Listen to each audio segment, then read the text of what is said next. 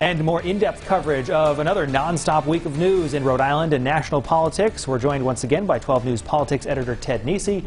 And Ted, it seems like you are tracking roughly a dozen different stories at once right now. Let's start, however, with a story about Governor Raimondo you filed earlier today on WPRI.com. It's getting a lot of buzz right now.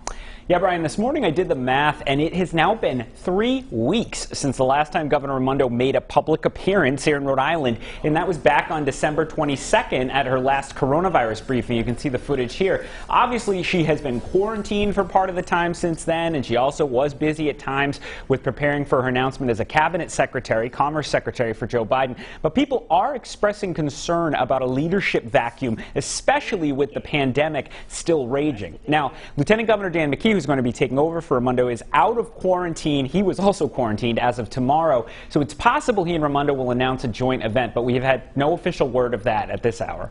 And Ted, we're also learning a little bit more today about the timing of when Governor Raimondo could be leaving for her new job in Washington. That's right. Remember, she has to be confirmed by the U.S. Senate to actually take the Commerce Secretary job. So the next big moment for her will be when she goes to Washington. I presume it'll be going, not on Zoom, to testify at her confirmation hearing, which will be before the Senate Commerce Committee. I'm hearing that could happen in the next 2 weeks or so pretty quickly. But after that, could be a long road to get all the way to getting confirmed for the job. U.S. Senator Sheldon Whitehouse told me yesterday he thinks she might not be confirmed until March or April because there are so many other key cabinet appointees to be voted on first, like the Attorney General or the Defense Secretary. So it could still be a while there. Ted, as we're talking about Washington, we also want to talk about Congressman David Cicilline leading the charge, as we know, to impeach President Trump. His name on the front page of the New York Times today.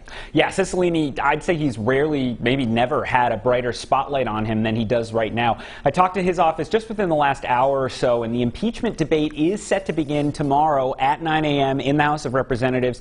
Cicilline's advisors say he'll be on the floor throughout, managing the process alongside the chairman of the House Judiciary Committee. And really the biggest question Cicilline's advisors still have, and most Democrats have, how many Republicans, if any, will vote to impeach? All of Washington really wondering what they're going to see on that right now.